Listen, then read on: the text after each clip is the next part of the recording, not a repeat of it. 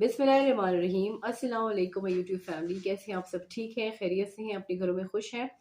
आज की इस वीडियो में बात करेंगे पोस्टपार्टम पीरियड के ऊपर, यानी जिसे आम जुबान में चिल्ला कहा जाता है ख़वातीन के लिए। और ये जो पीरियड है वो बहुत ज़्यादा अहम किरदार अदा करता है, क्योंकि एक बहुत ही इंटेंसिव केयर पीरियड होता है, जिसमें ख़ातून को और उसके बच्चे को बहुत ज़्यादा केयर की ज़रूरत होती है। क्योंकि अगर किसी वजह से किसी खातून की ब्लीडिंग नहीं रुकती है, उसका खून बंद नहीं होता है, तो पोस्टपार्टम हेमरेज की वजह से उसकी डेथ भी हो सकती है। तो ये बहुत ज़्यादा क्रिटिकल है, और बच्चे के लिए भी।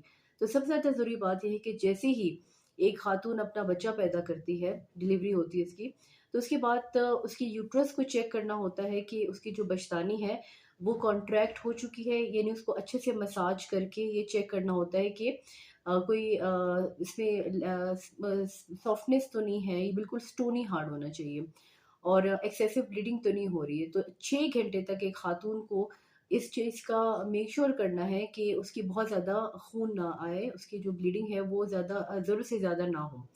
और सबसे इम्पोर्टेंट बात ये है कि जैसे ही आपका बच्चा पैदा होता है, आपने बच्चे को ब्रेस्ट के साथ मदर फीड स्टार्ट कराना है। क्योंकि अगर इस टाइम पे आप उसको जो है, जैसे हमारे यहाँ गुट्टी दी जाती है या शहद दिया जाता है, तो उसके बाद वो बच्चा जो है वो मदर का जो प्रेशियस कीमती कोलेस्ट्रॉम जो थिक मिल्क होता है वो नहीं लेता। और ये जो थिक मिल्क होता है, कोलेस्ट्रॉम जिसे कहते हैं, ये 3 दिन तक माँ के ब्रेस्ट से आ रहा होता है, और इसकी अफादियत बहुत ज़्यादा है। इसके इस्तेमाल से बच्चे को जो है मुख्तलिफ़ किस्म की पेट की बीमारियाँ और जो छाती के अमराज वगैरह है, इस चीज़ से इसको हिफाजत होती है, इस तरह की बीमारियों से वो बच जाता है। और इसके अलावा बहुत ज़्यादा ज़रूरी है कि मदर जो है बच्चे को अपने बेली के ऊपर रखे, उसको वार्मथ दे, क्योंकि इस टाइम पे बच्चे का बहुत ज़्यादा खतरा होता है कि बच्चा हाइपोथर्मिया में जा सकता है, यानी उसको ठंड लग सकती है। और इसके अलावा एक एपगार स्कोर होता है, जिसमें बच्चे की अपीयरेंस देखी जाती है कि बच्चा किस तरह से है। अगर पिंकिश सा लुक है, रेडिश सा लुक है, बच्चा सुर्ख और गुलाबी शुमाइल का है, तो इसका मतलब है कि वो बिल्कुल ठीक है। लेकिन अगर बच्चा बिल्कुल नीला पड़ गया है, तो इसका मतलब है बच्चा साइनोस्ट है। फिर इसके अलावा उसकी पल्स चेक की जाती है कि उसकी जो खून की रवानी है वो कैसी है, उसकी जो है सांस लेने की रफ्तार किस तरह से है। और अगर आप बच्चे को जैसे फेस के ऊपर इस तरह से टच करते हो, तो उसका एक ग्रिमेस आता है, एक उसका रिएक्शन आता है, तो ये एक नॉर्मल बेबी की तरफ निशानदही करता है।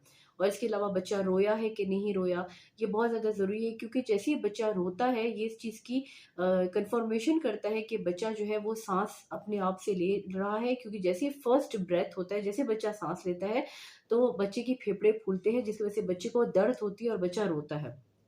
इसके अलावा मदर की केयर भी बहुत ज़्यादा ज़रूरी है। अगर उसको नॉर्मल डिलीवरी हुई है और उसको छोटे टाँके आए हैं, जिसे हम छोटा ऑपरेशन कहते हैं आम ज़ुबान में, तो उसकी केयर बहुत ज़्यादा ज़रूरी है। अपनी एंटीबायोटिक जो बहुत ज़्यादा दी जाती है, जो अच्छी एंटीबायोटिक है, वो है ऑगमेंटिन, और सुबह दोपहर शाम, साथ में फ्लैजिल सुबह दोपहर शाम, और साथ में कोई भी अच्छी पेन किलर और कोई भी टॉपिकल जेल जैसे माइसिट्रिसिन क्रीम है, उसका इस्तेमाल लाज़मी करें, ताकि आपके जो टाँके हैं उसके अंदर जो है वो किसी किस्म की पीप ना पड़े।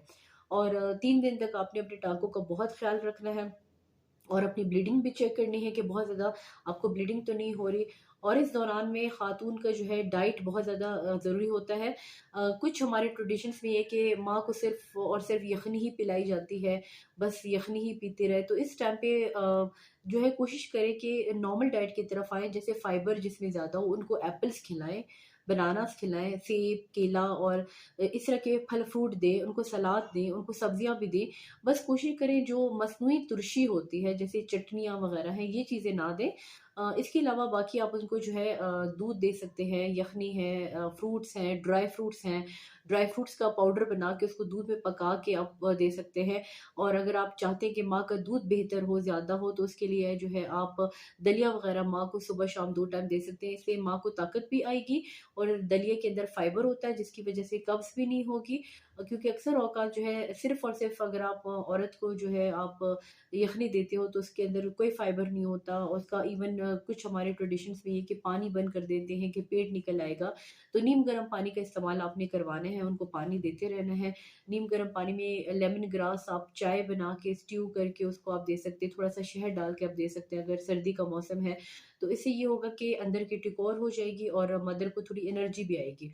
और इसका वाटर इंटेक आपने बना के रखना है। हमारे पास काफ़ी ऐसे पेशेंट्स आते हैं जिनका एकदम से वो पानी बंद कर देते हैं और एकदम से उनको यूटीआई और पेशाब में जलन और गुर्दे की तकलीफ शुरू हो जाती है, तो इस चीज़ का आपने ख्याल रखना है। और 42 डेज़ का जो पीरियड होता है उसमें आपने अपने बच्चे का भी बहुत ज़्यादा ख्याल रखना है कि उसको प्रॉपर फीड मिलनी चाहिए।